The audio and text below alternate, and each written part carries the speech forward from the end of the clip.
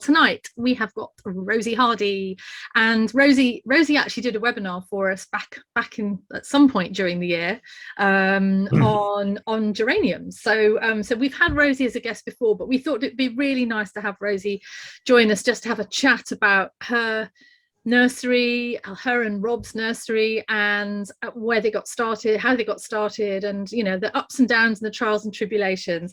And I'm trying to think, when I first met you, Rosy, I think I probably pestered you both to take students for me, because we go back a little way, and I sent a sort of a supply of various students who I think some of them, like Rachel Merrick, still help you out. They do, yes. Actually, Rachel has sort of tied up her boots and given up now.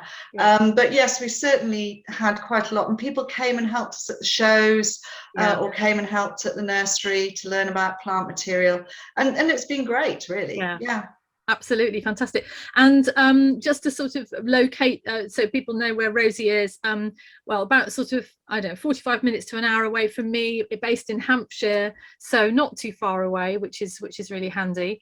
And Rosy, you've got a few images to show us about the sort of the beginnings of your nursery, starting with these fantastic images that are in front of us. So do you want to sort of talk us through these, and then I know we've got various questions that we've got for you. Yeah, okay, so let me give you a basic into how I ended up in horticulture. Basically, as a youngster, I just loved being outside. I used to know all of the local wildlife that was around, and I was brought up in Northumberland, so right up in the north of England. And I would go out on my pony or my horse, and I would know all of the wildflowers, all of the trees, everything that was growing there. And I had no idea what I wanted to do, but I had a very, very good careers advisor at school. And this is in the late 1970s when he would have given me the career advice, because I said I wanted to do something outside. I did not want to work inside. So he said, well, it's not a good idea to go into horses. And I said, no, I didn't want to do that. How about horticulture? Have you thought of horticulture? And it hadn't crossed my radar. I'd sort of looked at estate management and that type of thing. Then I looked more into it, and he gave me some clues. And so I decided, right, I'll do that. At the same time, I was doing O-levels, and I sat my RHS general exam and an O-level in horticulture, because it used to be able to do it. So this is before GCSEs that we have over here. This was good old-fashioned O-levels. And I did that at school, then went on to A-levels, and then went to Writtle Agricultural College in Essex. And I did an HND in commercial horticulture, specialising in field vegetable growing for supermarkets. And I did that for about 2 years. And then halfway through that, I met Rob, who is now my husband. And I sort of got a little bit fed up with doing that. And I moved on to working for a farm shop and doing various things, working for somebody in their garden.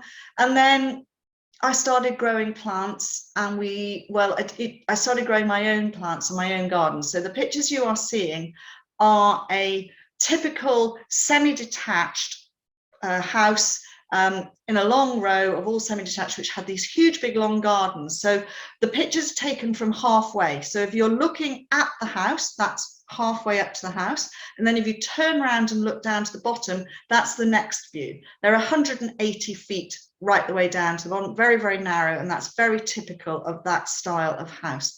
When we moved there, it was grass, it was lovely, it had a border, and there were plants growing. And we sort of had a problem with Rob's business wasn't going very well, so I went to car boot selling out everything that we got, and I had a whole load of stuff from my mum to clear from my granny. And I was at a car boot and saw plants being sold. The next day, I went into the garden and started digging up and potting up plants. So that is how we started. And then we used to go out to whatever car boot sale we could go to. We would go to 2 on a Saturday and 2 on a Sunday. One of us to each in different directions. We sometimes did midweek ones. And while I was working and gradually we would carry on growing. You can see by the pots, we've got tiny little 7 centimetre square pots. Some things were in 9 centimetre square pots, and we would grow anything we could grow. So I would grow annuals, alpines, herbaceous, trees, shrubs, anything that we could get our hands on to grow, climbers, etc. And a lot of our perennials came from my sister-in-law in Derbyshire, because she had a really good collection. And gradually, when we went to the car boot sales, that's what people wanted, and they wanted those plants. So that's how we ended up specializing in herbaceous perennials. We got rid of all the other stuff and did that. And eventually we got too big for the back garden, basically. So we had to sell the property and move on. And we moved on to, let's go 2 jumps. We'll jump to this. We moved on to this property, which is a walled garden in Laverstoke Estate, which is literally 1 road away from where we are now. Now, in all of this time, we were still doing car boot sales, and we hadn't started doing anything like shows. So we started in 1988 doing car boot sales. So this is your timeline. 1988 car boot sales. 1989, because we had been suggested to us, we went and did flower shows. And in those days, there were floral marquees at every single agricultural show, and we would go to those. The first one we did was South Bedfordshire, and we then did the New Forest. And in our first year, we did 2.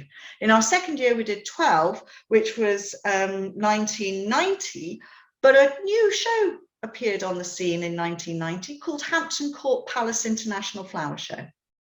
And we did the first one, and ever since then, we've done every single Hampton Court that there has been. Then 1991, we moved to here, the walled garden in Laverstoke Estate.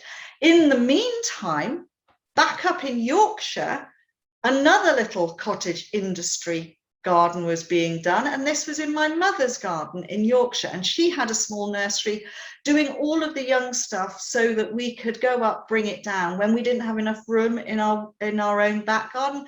And even when we moved to the walled garden, she still produced stuff for us because she loved it and she really enjoyed doing all of this thing. And as you will see, 2 women in the normal position that a nurseryman is, head down, arse up in the air. You know, that's what you get, and that's what you always see whenever you see me on a show circuit or anything like that. By the time we got to the walled garden, we were doing much bigger batches of plants, the plant material, and a lot of the plant material in here we still do, but I'm just looking at that purple leaf there, and that will be Lobelia cardinale Queen Victoria. Don't grow that anymore. It's such slug fodder, you know, just eat it. And I'm looking at the pinks in the front picture there. We don't do those either. So gradually things have changed that we actually grow and keep on going. So now we are on a site that we built. So it was a greenfield site. So this was our potting shed that we've built. We call it a shed. Most people would call it a barn, but we call it the potting shed. It's huge. And then we put up tunnels beside it. And then the nursery is this. It's on a windy site, and this is what we have. So this is on a frosty morning. This was probably taken about 10 years ago, probably, this photograph, because there have been changes since then. And we've got all the plant material there. You can see plants are all labelled. We've changed pot sizes and changed the varieties that we do. So 1997, we moved to the new site. It is 13 acres in full, but we only utilise probably 4.5 to 5 acres actually growing containerised herbaceous perennials. When we first started, we were called Cottage Garden Plants because we were a cottage garden industry. We were in our back gardens of our cottages producing plant material from what we had in our gardens, splitting it up and moving it out. So it was a true cottage garden industry, both my mother and myself. And then once Rob and I got married, we changed it to Hardy's Cottage Garden Plants. And now most people know of us as Hardy's. And that's how it's evolved over the years and as it keeps going. So we have moved along and moved with the times. We sell now to the public. When we were first in our little back garden, we didn't sell directly to the public from our home.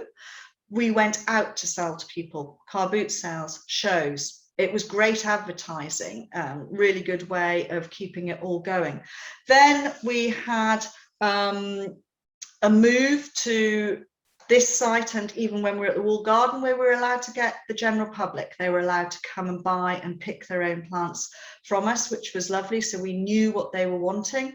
And then here on the site now, we've gradually changed how we do it. We still have the sales area in the same place, but we've made the sales area more compact and made it more showy, so that people are able to enjoy what they see and are able to pick up, they can order. We have a website now. You know, we had one quite early on. We didn't do mail order to start off with. We were solely sell it to people at a show or sell it on site. We didn't do mail order, and then gradually we went into mail order. And so, you know, the business has evolved and grown as we've gone through the years. And now we are in what, 2021, 30 odd years later, having set it up, and we're still going.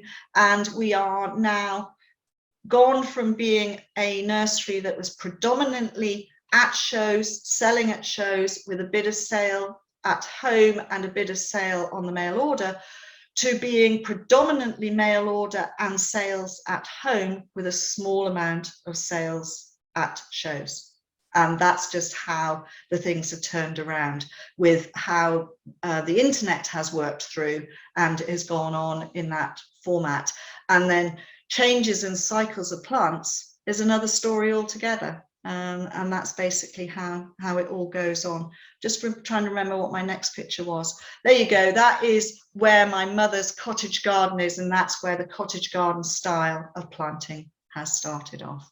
So I think that's basically runs through how the business has gone, starting off very, very small. I didn't want it to get huge, but it has got larger. So originally it was Rob and myself. That was it. Then my mother helping us, so that made 3 of us. Occasionally my father dragged in, my sister-in-law dragged in, her friends dragged in. Then when we moved to the wall garden, we got staff. We have had staff from the beginning who are still with us. We have about 3-4 members of staff who have been with us anywhere between 25 and 30 years, and they've stayed with us all that time. And now this year we got to a maximum of 28 people working for us because there was a lot going on. And then now we've got to the winter period, people go on to winter hours. We still have probably 15 or 16 people on the books as working for us, but they're not all full time. Some of them work 2 mornings a week, some work 2 days a week, some work 3 days a week. So it's not a large amount of hours that everybody's doing. Some people, there are about 5 people who are full-time other than that. And Rob and I don't count. We're just there and we do everything that is helped and goes on right the way through. Okay, so hopefully that gives a sort of potted history of how the nursery has gone on and got into the stage where it is now.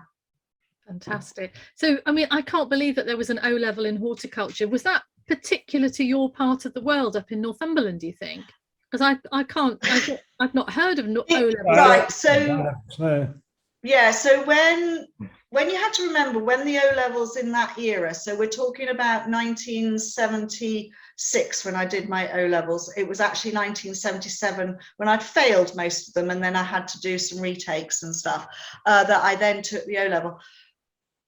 There were 6 or 7 different boards who set different exams. Yeah. And at that time there were technical colleges, there were secondary schools, and there were the grammar schools. Well, I was at the grammar school and we just happened to have a walled garden at the grammar school. Yeah. So they were able to do a horticultural course. So they ran the RHS courses and they did horticultural science O-level, and there was agricultural science O-level. Brilliant. So they were split. Yeah. That's amazing. And can you remember how good your tutor was? I mean, who came in to teach you horticulture? It was a gentleman who taught us horticulture who was probably, this is very nasty to say, but was obviously very parks and gardens orientated. So you were doing bedding designs, and you were doing your annual designs, and you were drawing out and using sand to make your shapes to decide what you would be putting in your annual sowings and that sort of thing. But yes, you know, he was very good at giving you what the pests and diseases were and how that, and giving you instruction on how to use your hoe properly, how to dig properly, all of that style of thing. And I think there were about 12 or 15 of us doing it. That's amazing. On that course. Yeah, it was, and they didn't do it for very long. They did it for about 3 years. And I think it stopped when CSE and when they changed to GCSEs and everything else, and then it stopped after that. If only they bring it back in again now, that would be amazing. Yeah. But there were so many different exams that you could do. Your choices were that you had 6 or 7 in a line that you could choose. Wow. You know, you had to do your maths, English, and you had to do a science. But you also then were allowed. So there was technical drawing, there was technical science, there were all sorts of different things that were available. They've been taken away from them now, and they've had a much narrower stream of exams that are available to do. So your training, I mean, you did your O-level Hort, then you went to Rittle, or you did your RHS. Now I know that Rob's background is butchery. He was a butcher, wasn't he? He was, yes. So how did Rob train? Did you train Rob in terms of you know, did he learn from you, or what happened in those early days? Well, no, I probably didn't train him initially. So initially he was a farmer's son. And obviously he knew all about, but very, very small. They had a 34-acre tenant farm, so very, very small.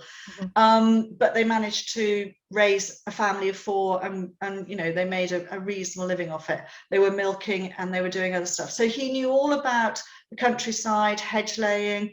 They had a big garden that produced veg, etc. His sister went to college and did horticulture. Oh, yes, and so she went off, and then she was one of the first women managers managing a rose nursery down on the south coast, for instance. And she had all the horticulture. And when she returned with her husband from the south and moved back up to Ashbourne, she set up her own landscaping business.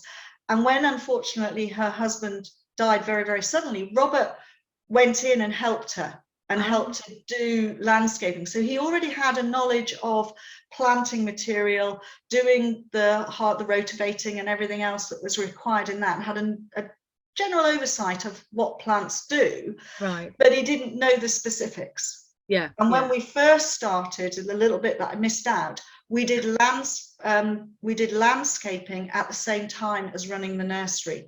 So we were contract landscapers to Waterers Landscapes, for instance. We were contract landscapers to Hilliers.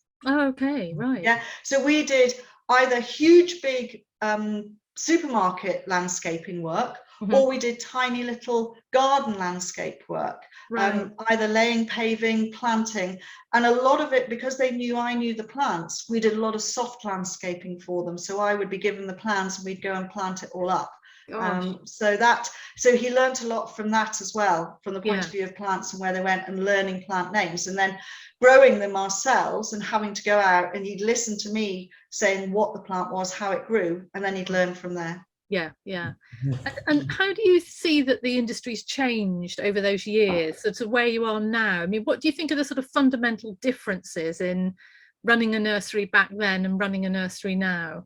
Well, I suppose when we were running it back then, it was very much on the amateur scale, especially when we were in the back garden. So we had normal hose pipes off and all. So we were probably producing more than most amateurs would do, because we were producing 50 of something, and we had our back garden, we had next doors as well at one time. Which is why we outgrew it. And luckily our neighbour, when we were doing Hampton Court, because we did our first Hampton Court from that back garden. Wow. That's incredible. Our neighbours next door in our shared driveway were away on holiday, so we watered all of their garden and then used their driveway for the Took over their house. we needed to take to the show the following day. We were handwriting labels as well. That's the other thing. So we were handwriting labels. We were doing all of it hand potting. We were doing all of the seeding, pricking out. We were doing all ourselves. When we moved to the walled garden, we were still hand potting, but by that time we had staff. Yeah. So we weren't having to do everything ourselves. We were doing a lot more shows. So we were going out and doing the front of house bit, if you want, and the propagating. I handed over the propagation to another lady, so she took on the propagation. So I stopped doing our own propagation, or all of our propagation, probably in 1995 sort of time. And by that time we'd had Cameron as well, so we had baby as well to look after. The propagation, have you always produced your own plants rather than buy in plugs? We try to do 80% of everything our own. Yeah. Because there has been this. You have frequently over the years heard this complaint that so many nurseries actually only sell. They're not really nurseries. They're just buying in plugs and growing on, which means they're restricting themselves to what the plug producers are producing. Well, yes, exactly. Yeah. But you still have to have some of the plugs that are coming in, because otherwise you won't get the different echinaceas, you won't get the different keepers, for instance, because there are licenses, and I'm not going to go out there and get permission and have a license to produce these things, because they're cheaper for me to buy in from someone who's doing busy. So you've got to have some of that, but because we have so many specialist things that we grow, then we can't buy those in. We have to produce those ourselves.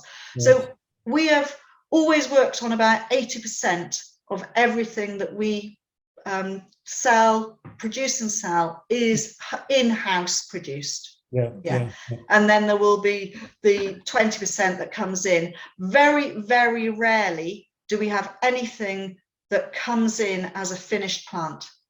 We have to do something to it when it comes to us. So if it comes as a bare root plant for us, for instance, so some of that's from this country, some of it's from the Netherlands or Belgium, it comes in, we'll still propagate from that, because we'll divide it, or we'll take root cuttings off it, or we'll take top shoot cuttings from it. So one bare root plant that comes into us will go into a pot, but we'll probably produce another 5 plants from it. Then those are our own production. Yes. So we're utilizing the plants as best we can. Right.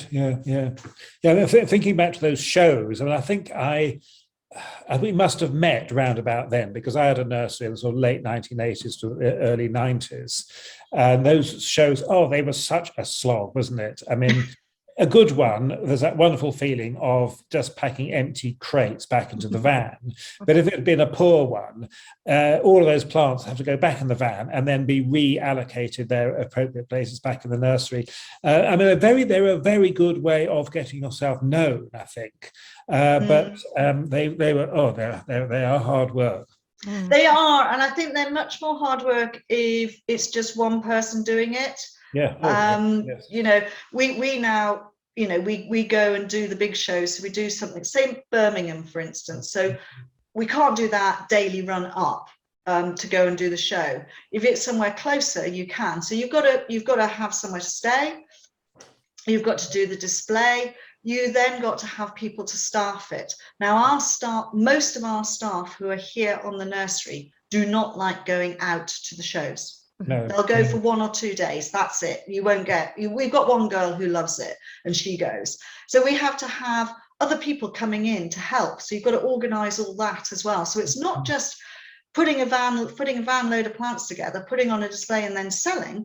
You've got to organise all the other stuff that goes with it, the behind the scenes scenario. The 1-day plant sales are much easier. They're still a slog, but they are much easier to do, because you fill the van up, you go, you display it out properly, and you sell everything, and it's wonderful, as you say. Empty vans chucked back, you know, empty crates back in the van. It's great, you know. That's a lovely feeling. Also means you've got more space here back at home that you can then fill up with more plants. That was more plants, of course. So I'd like to sort of unpack. You started off as cottage garden plants, and Yes. I think that's in terms of the plant range since that time, there has been this enormous transition. And I remember back in the 1980s, shrubs so dominated gardens as perennials were. If they were sold at all, they were sold as little sort of bare root things in these funny little plastic bags with elastic bands around the top in spring. And so often we were sort of selling, well, this is the marketing was either cottage garden plants or unusual plants, which basically seemed to meet perennials as far as I could work out. And then very quickly, really, the perennial revolution took over. But there's been that transition from the main association of the perennial, I suppose, with the cottage garden to something really very different. I mean, for the benefit of those beyond British shores, perhaps you could unpack a little bit about what you understand by cottage garden and all the kind of various nuances and references of that. Right. Well, I suppose the answer to it is that cottage gardens predominantly in this country look like the one we're looking at now. You know, you'd have a bit of grass, you'd have small narrow borders, and you would have a selection of all sorts of material in there. And then also quite often the vegetables would be put in amongst those cottage garden borders, because when people had, especially if you're going back maybe a century or further than that, they weren't producing a huge amount of flour other than flour that was necessary to help with pollinating, or flour that helped to stop disease coming in, or was a complementary planting to stop maybe aphids or root fly coming into your garden. Because if you had a bit of plot of land, you needed it to be productive for you and the household. So you had a mixture of your vegetables with, say, you know, you'd have your runner beans, but you'd have some sweet peas as well, because you'd be able to have those. But also you'd probably be able to sell some of your cut flour. And so it was a typical cottage garden industry helping it as well. Now, as it went on and it gets unpicked, what it basically comes down to is a riot of colour, not following very many rules, other than the fact that the person in the house likes something and then produces it and doesn't really want to throw away anything, so sticks it into another border and makes another border. And that really is how I see the cottage garden feel being. Now, a lot of little cottages can either be like this, or for instance, whenever we did displays, and this is a Hampton Court display with a beautiful cottage. This just happens to be one that had a lot of roses in it, but it's planted in a mix of match of stuff so that it would be interesting. This was just a very formal bit of that style of garden. But you could have anything in a cottage garden. So you could have an odd rose, you could have an odd shrub, you could have flowering perennials, you can have annuals in there. And it's a really eclectic mix within a cottage garden style. And then eventually the perennial scene gets taken over by the European style of planting with perennials. And I think that's really where things have gone. However, even when I do displays, and I'm sorry, I haven't put a display one up here, but I can do you a picture of my style of perennial planting, and this is it. It's still a very mixed, soft, flowing, colourful mixture of planting, picking out, you know, sort of clumps of this and clumps of that, probably following on from Gertrude Diekel's style of planting. Yeah. Rosy, I think I've got the number 22 as your gold medal tally. Is that up to date, or have you got? No, you're missing 2. It's 24. 24. I thought I was a bit out of touch. Yeah, 24 carats is where we finished. 24 carat gold medals, RHS medals. So yeah, fantastic. So you're not doing Chelsea anymore. So you've stopped doing Chelsea. I think, well, technically a year ago, I guess, when Chelsea didn't happen. Is that right? Or basically what we said was that we were retiring from Chelsea. We were going to do Chelsea, the last ever Hardy's Cottage Garden Plants Chelsea exhibit was going to be 160 square meters of beautiful planting with a lovely arch, and it was going to be in May 2020. Mm-hmm. That then got cancelled. Mm-hmm. And nothing happened in 2020. They said they were going to redo it and do it in 2021. So anyone who had exhibited would have their space and it would be absolutely fine. We spoke to our sponsors. They were happy. They said, yeah, absolutely, go ahead, do it. I said, I'm happy to roll over 1 year. Then when we were rung up, and I didn't get the phone call, actually, Rob got the phone call. And the phone call was to say, terribly sorry, it's not happening in May, we're postponing it, it's going to be September. And he went, sorry, no, we're not doing it. Didn't even ask me. So he said, I've told them we're not doing it. I said, that's fine, we aren't doing it. There's no way we can do September. So that was it. We just said, draw the line under it. We are not doing it anymore. After 29 years of doing Chelsea, I haven't got a lot more to prove. I know people love our exhibits. I know, you know, a lot of people say, oh, it's the first thing we go into. We go into the marquee, try and find Hardy's. We have to have a look and see what you've done this year. How have you put the plants together? What have you grown? What's new? How special, how different have you made it? Because if anyone has ever seen our displays, you will know no one display is ever the same as the next. There is not a formula there. It is always different. The design is different, the size is different, the plants are, yes, there are some that are the same there, but the plant combinations are always different. I'm always trying to change it and move it on, more for my own sanity, really, because I don't like doing the same thing over and over again. So that was why. But I just said there was no way we could do a September one. Yes, we have plants that are in flower then, but in spring 2021, all of our autumn plants went off to people's gardens to be planted for everybody to have a display themselves at home. So we didn't have any plants left on the nursery, which were really late season that we could have shown. Yeah. And so you're not doing any of the other shows as well? So you're doing Hampton Court or anything like that? Or is... Yeah, no, we are still doing Hampton Court. So we did Hampton Court this year as the master grower. Right. And we will be doing, we've just booked for Hampton Court for next year. Yeah. We will be doing the Malverns. Right. Malvern Autumn and Malvern Spring. We'll be doing Birmingham. And then there are one or two other little small shows which are not necessarily a display show, as it were. They are, so the Weasleys and the Hyde Halls of this world, where you just take it and do a little square meterage of display just to show off the plants you've got for sale. And of course the difference with those shows is that you can sell the plants, whereas at Chelsea you can't sell the plants from the stand, can you? So Chelsea had changed in the last 2 or 3 years, whereby we were able to sell some small plants. Oh, okay. But, really? Yeah, but we could only sell a small range because we only had 2 6-foot tables. So you can only take a certain amount. Yeah.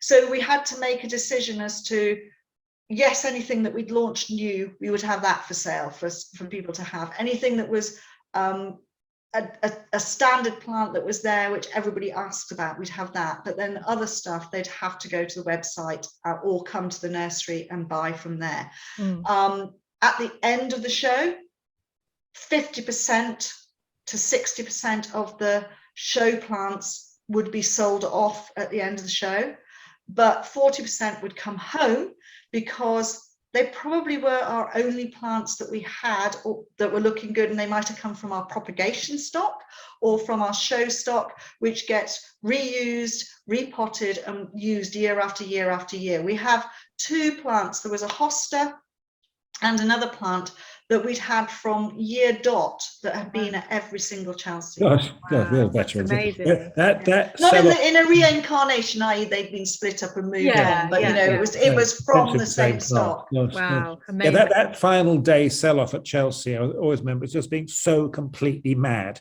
People just lose all sense of perspective, and for some they seem to be, I seem to think they think that anything that's going to come off there is going to be a bargain, which isn't necessarily. They lose any sense of perspective about what they're paying, or any sense of perspective what they can actually physically carry out of the show.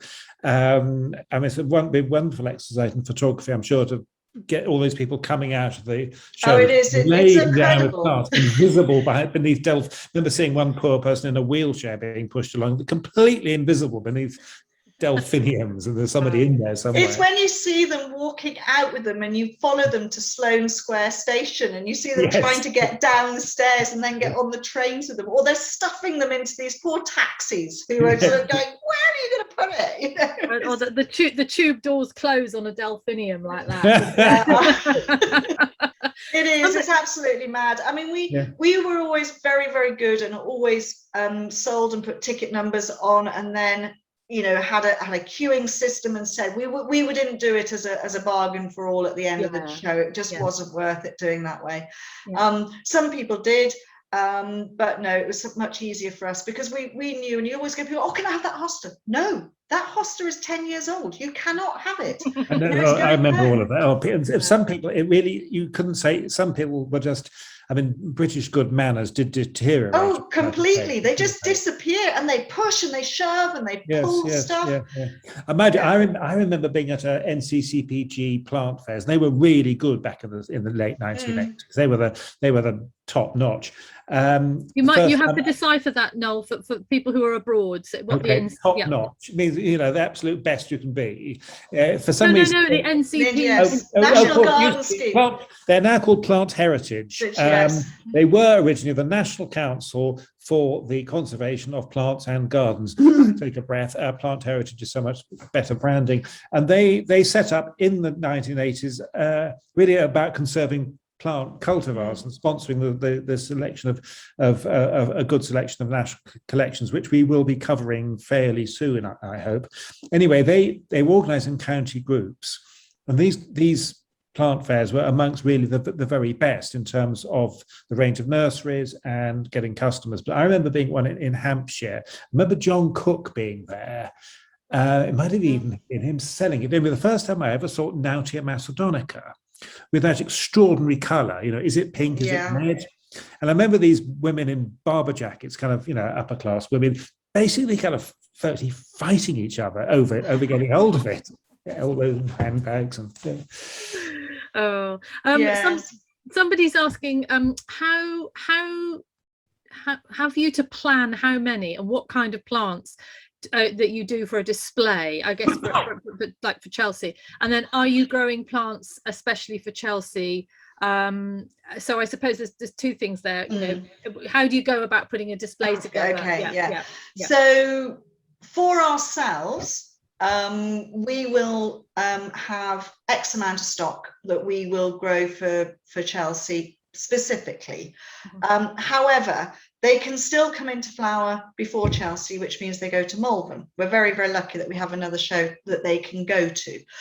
So the process is that we go around the nursery, we have some set standard stock plants, as in our hostas, our ferns, our Amsonias, etc., or our shade-loving stuff, which are all done in huge, big bucket containers. So some of them are in 20 litres, some of them are in 10 litres, down to the sort of standard 3 litre. And we will bring 5 to 15 of each of those plants into the polytunnel to get them started. If it's a warm season, we may not need to do that. We only may need to do that later on. So that we will start the growing process and bringing them inside around about at the beginning of March. And then they will get moved out again to slow them down, and then they might get moved in again. As I say, if they go too fast, they go to a previous show.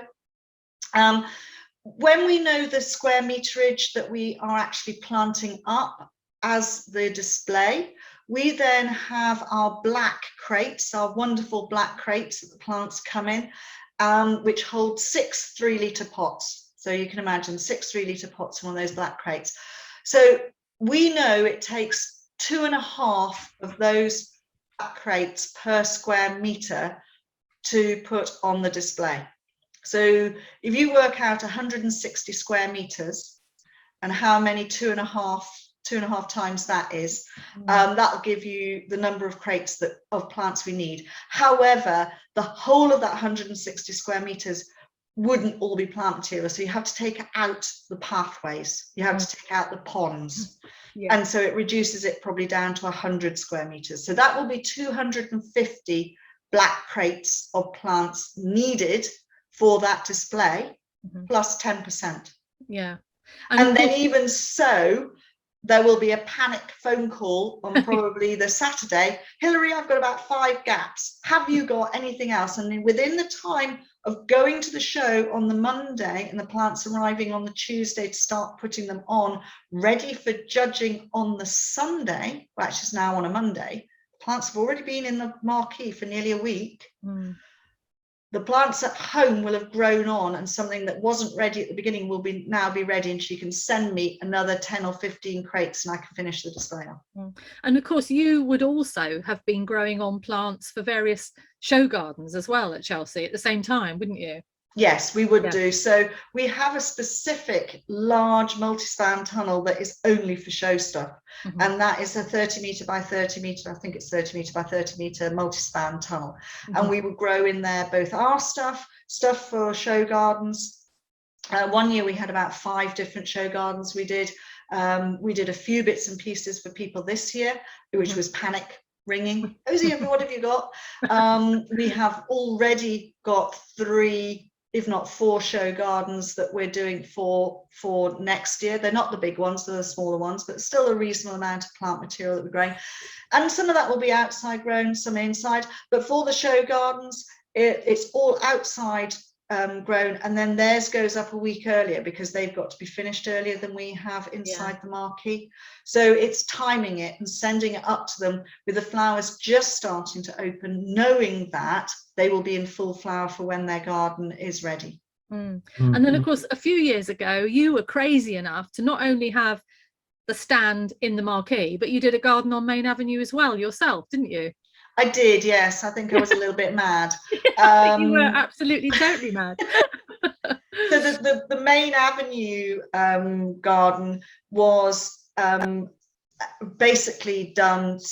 It was done with a big sponsor, and it was right on Main Avenue, and it was all about chalk streams, the demise of chalk streams, and all about how chalk is such a good filter for the water. So we get beautiful clear water. Most of our aquifer water that we use in the south of England comes through the chalk and is filtered by the chalk. And it was all to do with that and how we're extracting too much, etc. I was way ahead of my time. Fergal Sharkey's taken over the scene on that now. But anyway, that was what it was all about, and it was all planted up beautifully. So that was a 200 square metre garden, all done to full planning, full spec, etc., and then planted up with plant material. Finished planting on the Friday night, which was a good job because obviously I had inside to do. The inside one was 140 square meters of planting.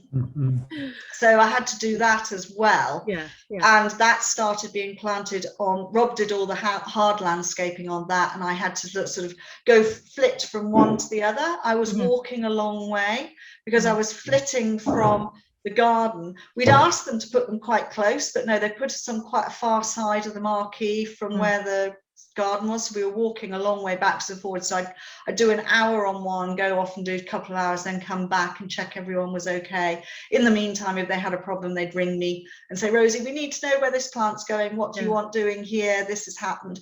And then luckily I had the Saturday and Sunday free inside the marquee to finish off.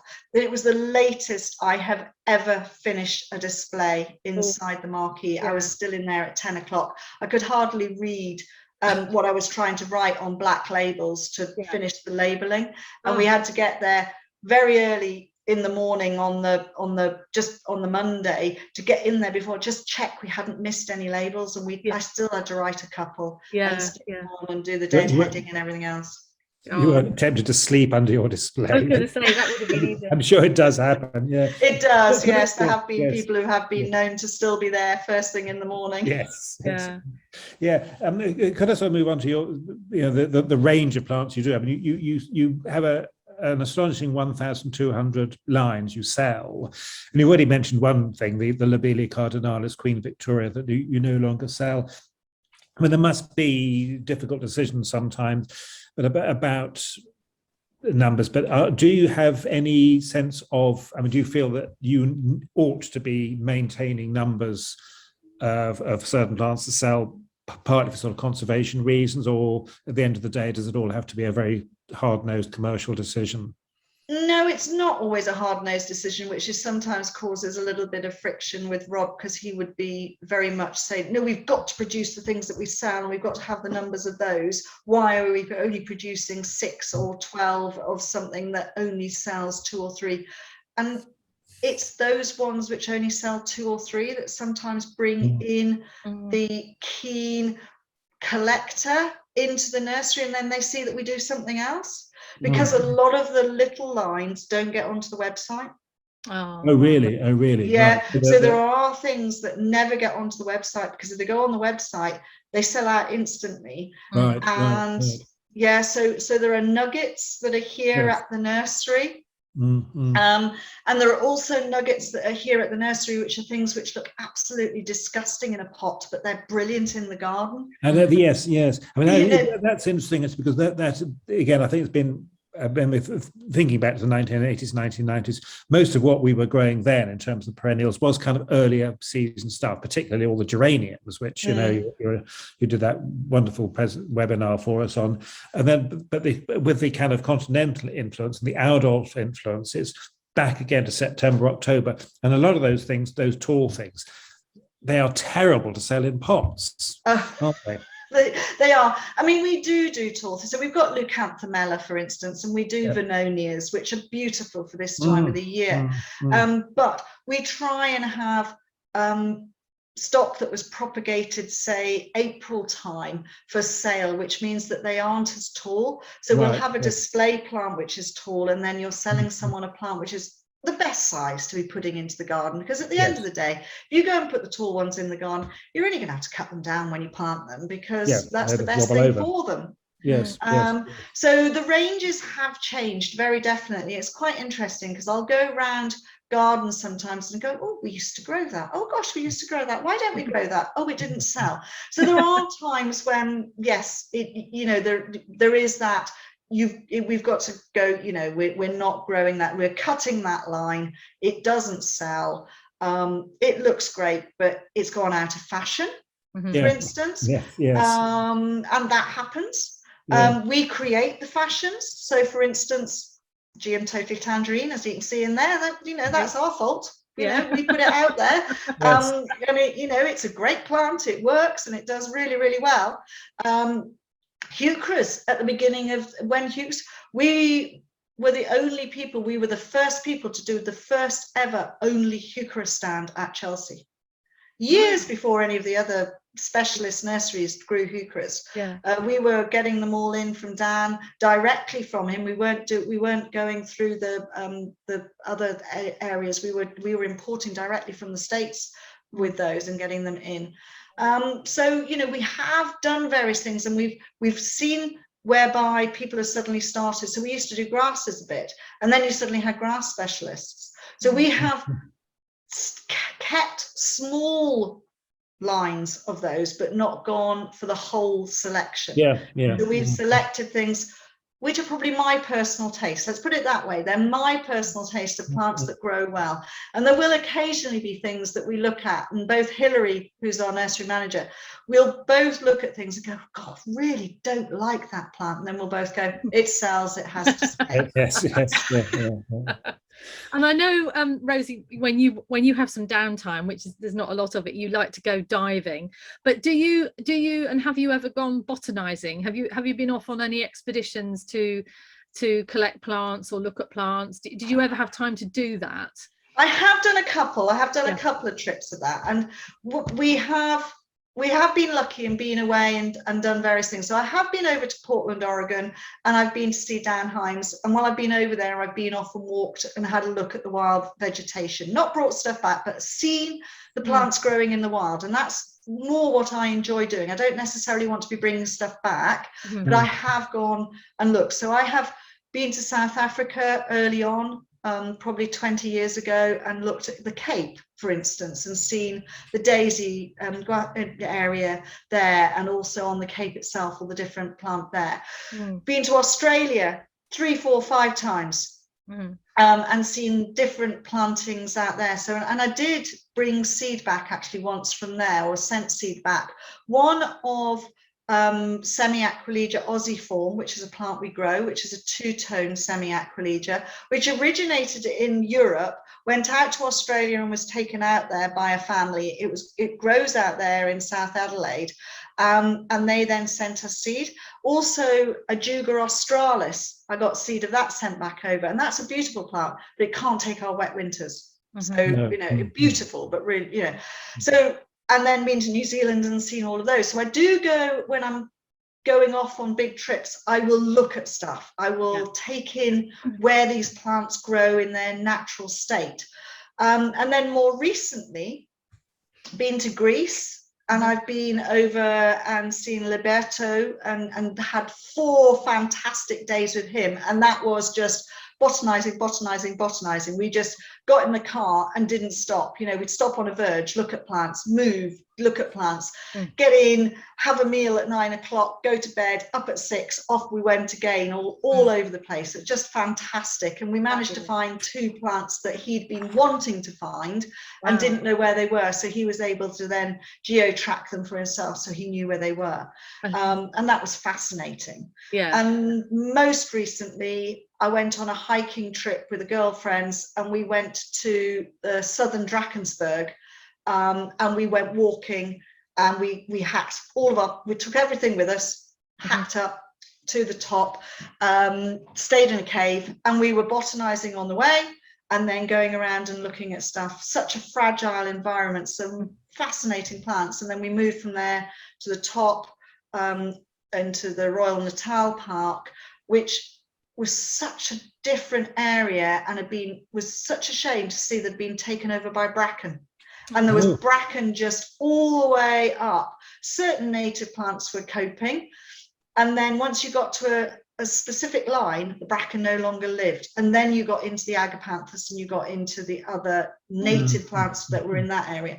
And on that trip, we saw on the first area, we saw 340 endemic to just that region plants that were still there, which was brilliant, absolutely brilliant. And then we were further up, we saw another 40 or so in another area that were endemic to just that other area.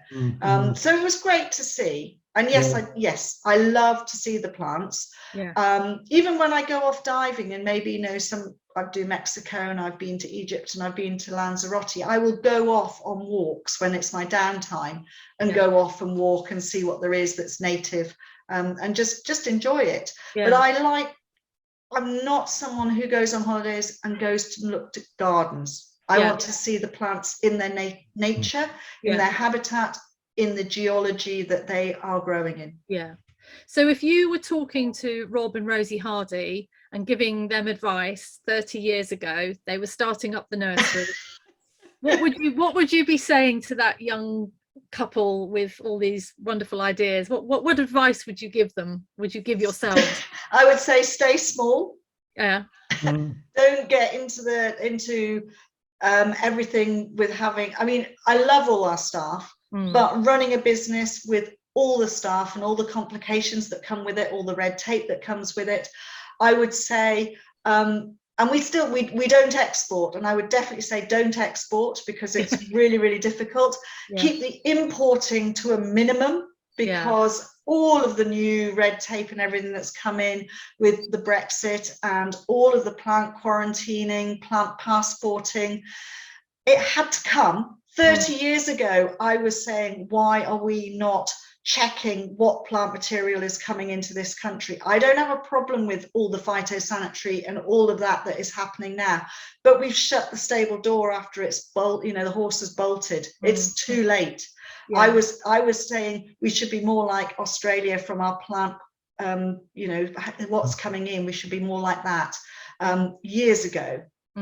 So I'm all for that bit, but I would say stay small. I would say keep within what you physically can do. When you're younger, you can do a lot. Now you get slightly older bones and older muscles. It's a bit more difficult to carry on the rate and speed that we do. and we've got to do a slowing down. But I would say try and specialize maybe a bit more. I mean, we've got a broad range. We started off with a much broader range, obviously, but I would say do something, make sure that you are fully aware of everything you do, and keep it into a smaller, tighter knit type of thing. Otherwise, build up something really big and sell it off quickly. Yes. But that's not much fun, is it? No. Can't be much sense of satisfaction in that. Great. Oh, thank you, Rosie.